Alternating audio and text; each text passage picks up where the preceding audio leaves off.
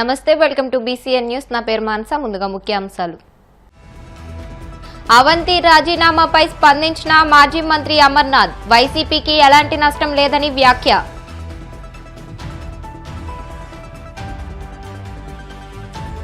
Kakinada Israel ప్రార్థనా మందిరంలో Christmas వేడుకలు, క్రీస్తు చూపిన శాంతి మార్గంలో పయనించాలంటూ సూచన.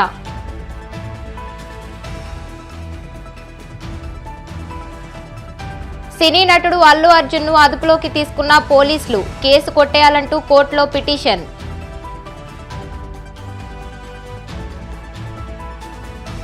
తమిళనాడులోని దిండుగులో ఘోర అగ్ని ప్రమాదం, ఓ ప్రైవేటు ఆసుపత్రిలో చెలరేగిన మంటలకు 7 మృతి. మాజీ మంత్రి అవంతి శ్రీనివాస్ తన అవసరానికి పార్టీని వాడుకుని అవసరం తీరాక బయటకు వెళ్లిపోయారని మాజీ మంత్రి విశాఖ జిల్లా వైసీపీ అధ్యక్షులు గుడివాడ అమర్నాథ్ పేర్కొన్నారు.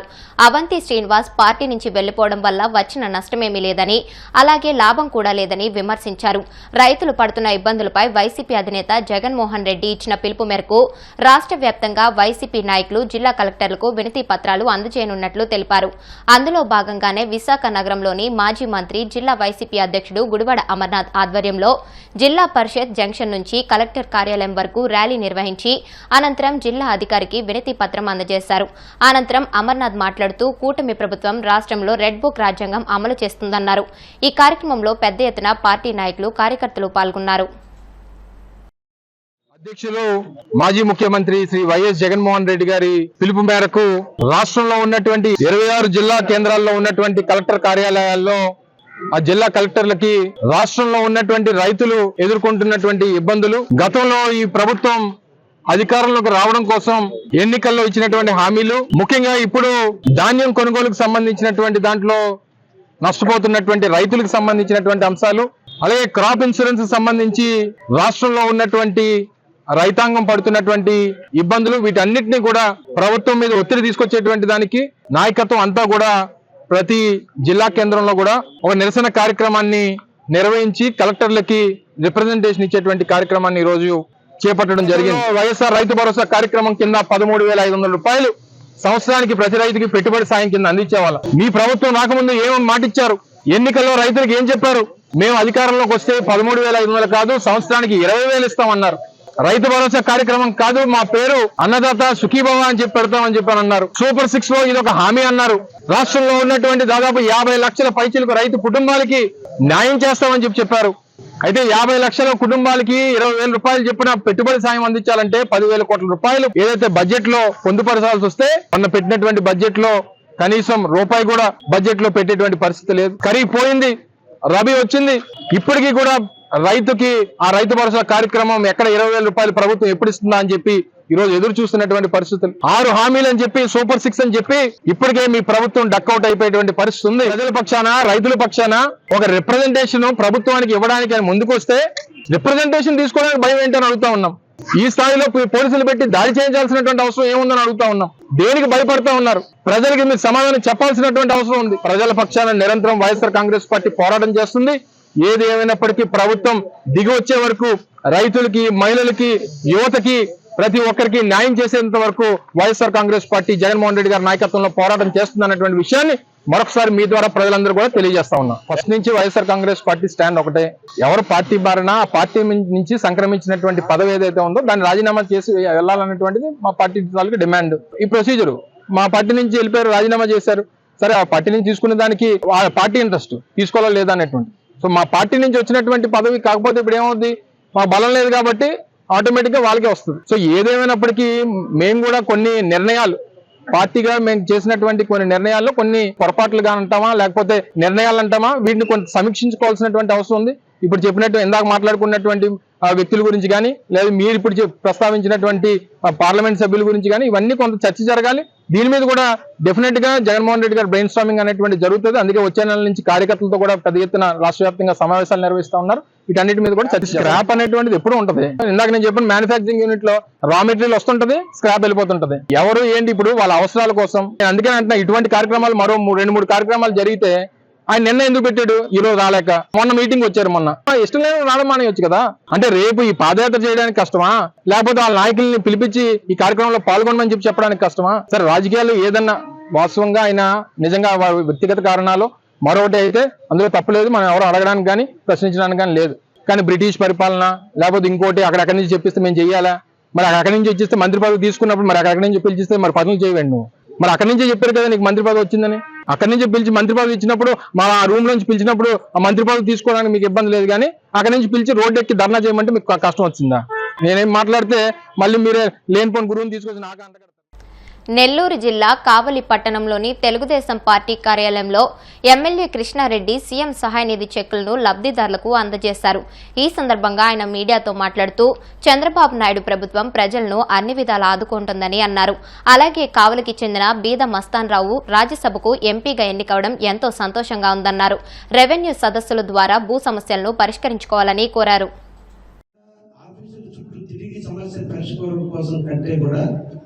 నేడు అధికారులు మన ముంగిటికి వచ్చి మన సమస్యను పరిష్కరించడానికి వారి ముందుకు వచ్చినప్పుడు మనం దాన్ని సద్వినియోగం చేసుకోమని చెప్పి ఈ సందర్భంగా కావలి నియోజకవర్గ ప్రజలందరినీ కూడా కోరుకుంటున్నాం.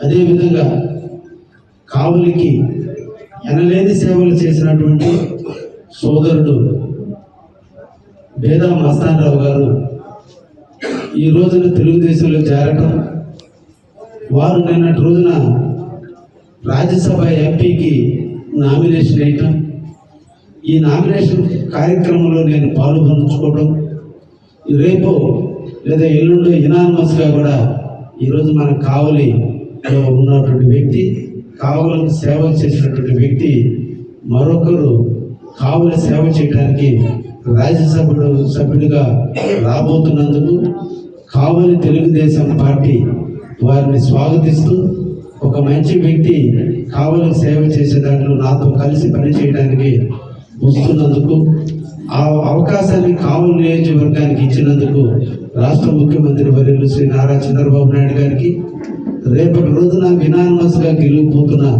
బేదా మస్తాన్ రావు గారికి ఈ సందర్భంగా కావలి నియోజకవర్గం తరఫున వారికి కూడా అభినందనలు తెలియజేస్తున్నాను. ప్రతి రైతు ఈరోజు పంటలు పండించుకోవాలి. చెరువులో నీళ్లున్నా నీళ్లను ఎలా యాజమాన్యం చేయాలి, ఎలా నిర్వహించుకోవాలి, చెరువులో ఉన్న నీళ్ళని విచ్చలవిడిగా వాడేస్తే తర్వాత భవిష్యత్తుకి ఇబ్బందులు ఎదురవుతుంది. కాబట్టి వీటిని కూడా వాటర్ మేనేజ్మెంట్, వాటర్ని ఎవరైతే యూజ్ చేసుకుంటున్నారో, ఎవరైతే ఉపయోగపెట్టుకుంటున్నారో వాళ్ళందరూ ఒక అసోసియేషన్గా ఫామ్ అయ్యి వాటర్ మేనేజ్మెంట్ సిస్టాన్ని రైతులందరూ కూడా నడుపుకుంటే బాగుంటుందనే ఉద్దేశంతో శ్రీ నారా చంద్రబాబు నాయుడు గారు ముఖ్యమంత్రి అయిన తర్వాత మరలా ఈ రోజున రేపు 14వ తేదీన రాష్ట్ర వ్యాప్తంగా కూడా వాటర్ యూజర్స్ అసోసియేషన్ ఏర్పాటు చేయడం కూడా జరుగుతుంది. ఈ సందర్భంగా రైతులందరినీ కూడా కోరుకుంటున్నాం. రైతుల కోసం ఏర్పడిన పార్టీ తెలుగుదేశం పార్టీ ఈ రాష్ట్రంలో నిరంతరం రైతుల అభ్యున్నతి కోసం, రైతుల యొక్క శ్రేయస్సు కోసం, రైతుల యొక్క ఆనందం కోసం ప్రతిపాదిస్తున్న పార్టీ తెలుగుదేశం పార్టీ. ఈ రోజున ప్రభుత్వం బీజేపీ, జనసేన, తెలుగుదేశం ముగ్గురు కూడా కలిసి ప్రజల ముందుకు వస్తున్నారు. ఈ సందర్భంగా మేము ప్రజలందరినీ కూడా మీ ద్వారా ప్రభుత్వం మంది సేవ చేయడానికి సిద్ధంగా ఉన్నటువంటి ప్రభుత్వం, మన కార్యకర్తలు మీ ముంగిటికి వస్తున్నారు. వాటర్ యూజర్స్ అసోసియేషన్ ఎన్నికల్లో అందరూ కూడా తెలుగుదేశం, బీజేపీ, జనసేన బలపరిచినటువంటి వ్యక్తులందరినీ కూడా ఆదరించి ఓట్లేసి గెలిపించండి అని చెప్పి ఈ సందర్భంగా కూడా ప్రతి రైతు సోదరులు కూడా కోరుకుంటున్నాం. సినీ నటుడు అల్లు అర్జున్ ను పోలీసులు అదుపులోకి తీసుకున్నారు. పుష్ప 2 సినిమా బెనిఫిట్ షో సందర్భంగా ఆర్టీసీ క్రాస్ రోడ్లోని సంధ్యా థియేటర్ కు బన్నీ వెళ్లిన సంగతి తెలిసిందే. ఈ సందర్భంగా అక్కడ తొక్కిసలాట జరిగింది. ఈ ఘటనలో ఓ మహిళ మృతి చెందారు. ఈ ఘటనపై మృతురాలి కుటుంబ సభ్యుల ఫిర్యాదు మేరకు అల్లు అర్జున్ పై కేసు నమోదైంది. ఈ క్రమంలోనే చిక్కడపల్లి పోలీసులు అల్లు అర్జున్ ను అదుపులోకి తీసుకున్నారు. దాదాపు 20 మంది పోలీసులు అల్లు అర్జున్ నివాసానికి వెళ్లారు. హైదరాబాద్ లోని నివాసం నుంచి ఆయనను పోలీసులు తమ వాహనంలో PS కు తీసుకువెళ్లారు. కేసును కొట్టివేయాలని కోరుతూ అల్లు అర్జున్ హైకోర్టులో పిటిషన్ వేశారు. అయితే హైకోర్టులో బన్నీకి ఇంకా ఊరట లభించలేదు. న్యాయస్థానం ఇంకా తీర్పును వెలువరించలేదు. ఇదే ఘటనలో సంధ్యా థియేటర్ పై కూడా కేసు నమోదు చేశారు. క్షమాగుణం, కరుణ మానవ జీవితానికి అవసరమని, వాటిని పాటించి చూపిన క్రీస్తును అంతా ఆదర్శంగా తీసుకోవాలని church of Christ Satyavani brother Ricky Gootam, రాజమండ్రికి చెందిన బ్రదర్ పి సుభాకర్లు పేర్కొన్నారు. కాకినాడ పాత బస్టాండ్ సమీపంలోని ఇజ్రాయేలు ప్రార్థన మందిరం ఆవరణలో ఉమ్మడి జిల్లాల సంఘం కాపర్లు, క్రిస్టియన్ మైనార్టీ వెల్ఫేర్ అసోసియేషన్ అధ్యక్షులు రాజభూషణం గూటం ఆధ్వర్యంలో క్రిస్మస్ సెలబ్రేషన్స్ ఘనంగా జరిగాయి. ఈ క్రిస్మస్ సెలబ్రేషన్లో ముఖ్య అతిథిగా కాకినాడకు చెందిన church of Christ Satyavani brother Ricky Gootam పాల్గొనగా బ్రదర్ పి సుభాకర్ పాల్గొని వాక్యోపదేశం చేశారు. అనంతరం ముఖ్య అతిథుల చేతుల మీదుగా పేదలకు దుప్పట్లు, చీరలను పంపిణీ చేశారు. ఈ కార్యక్రమంలో వి శ్యాంబాబు, సత్య తలారి, సుకుమార్, మార్క్, నాని, డానియేలు, ప్రకాష్ పాల్, ఎం శ్రీలత, విజయ్ కుమార్ తదితరులు పాల్గొన్నారు. ప్రార్థన చేసినప్పుడు మీ ప్రార్థనలు మన ప్రార్థనలు వినే దేవుడు మన దేవుడు అంత గొప్ప దేవుడు.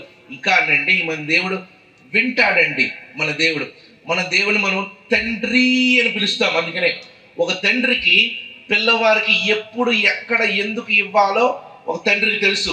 అతను ప్రతిసారి చాక్లెట్లు ఇవ్వలేం. పిల్లలకి చాక్లెట్ ఇస్తామా పళ్ళు పాడైపోతాయి. అప్పుడప్పుడు పిల్లలకి ఏం చేయాలి తెలుసండి? బెత్తం తీసుకోవాలి. బెత్తం వాడాలి. దేవుడు మన జీవితంలో కష్టాలు పెడతాడండి. ఊరినే పడ్డాడు కష్టాలు. ఎందుకు?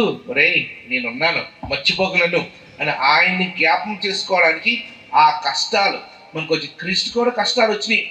ఎంతగానో కష్టాలు వచ్చినాయి అంటే ఆయన తల మీద నుంచి ఆ రక్తముతో కూడిన ఇంకా అన్నీ రక్తముతో కూడిన చెమట కారిందండి తల మీద. ఎందుకు? అని చనిపోతున్నారు అని ఆయనకి తెలుసు. ఈ లోకాన్ని చాలా మంది అంటారు క్రీస్తు ఏం చేశారు ఈ లోకానికి అంటే, క్రీస్తు వచ్చి ఇన్ని చేశారు. శాంతి ఇచ్చారు, సమాధానం ఇచ్చారు, మంచితనం ఇచ్చారు, దయనిచ్చారు, సాత్వికం ఇచ్చారు, ఒక మార్గం చూపించారు. ఏం మార్గం చూపించారు? మీరు ఈ రోజులో ఎంత చదువులు చదివినా, ఎంత గొప్పవారైనా, ఇందాక సహోదరు సుధాకర్ గారు స్టార్స్ గురించి చెప్పారు. స్టార్స్, మీరు ఎంత గొప్పవారైనా, ఎంత స్టార్ అయినా క్రీస్తు మీ జీవితంలో లేకపోతే అంత శూన్యమే. గమనించిన అంత జీరోయే. మీరు ఎంత ఉమ్మడి జిల్లాల క్రిస్టియన్ మైనార్టీ వెల్ఫేర్ అసోసియేషన్ ద్వారా ఈ క్రిస్మస్ వేడుకలు జరుపుకోవడం జరిగింది. మరి గతించిన 2006వ సంవత్సరం నుంచి ఈ విధంగా ప్రతి సంవత్సరము యేసుక్రీస్తుని గణపరుస్తూ మహింపరుస్తూ ఈ విధంగా సువార్త అందిస్తూ ఉన్నాం. కాకినాడ పాత బస్టాండ్ ఏరియా వెనకాల ఉన్న న్యూ వెంకటేశ్వర కోనలో ఇస్రాయేల్ మెమోరియల్ ప్రార్థనా మందిరం ద్వారా ఉమ్మడి జిల్లాల క్రిస్టియన్ మైనార్టీ ద్వారా యేసుక్రీస్తుని గురించి మేము ప్రకటిస్తూ ఉన్నాం. రాజమండ్రి నుంచి వచ్చిన స్పీకర్ గారికి, కాలనీలో ఉన్నటువంటి సంఘ కాపరులు, మరి బ్రహ్మ మోజెస్ గారు, మరి ఇంకా కొంతమంది సేవకులు వచ్చారు. వారిని గురించి కూడా మేము సంతోషిస్తున్నాం. ఈ కార్యక్రమానికి ముఖ్యంగా రిక్కీ గూటం గారు కూడా వచ్చి మరి కమిటీ వారికి 10,000 రూపాయలు బట్టలు కుట్టించుకోమని ఇవ్వటం జరిగింది. అందుని బట్టి కూడా వారికి వందనాలు చెల్లిస్తున్నాం. ఈ సమయంలో మరి కేసీసీ వారు వచ్చి మాకు ఎంతో సహకారిగా ఉన్నందుకు వారికి కూడా నిండు వందనాలు చెల్లిస్తున్నాం. ఇప్పుడు కాసేపు ప్రకటనలు.